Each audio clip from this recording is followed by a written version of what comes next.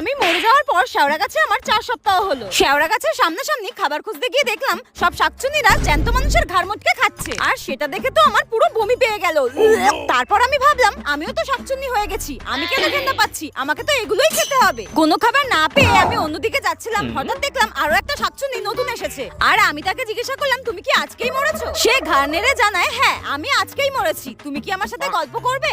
আমি মনে মনে ভাবি এর সাথে নাকি গল্প করব।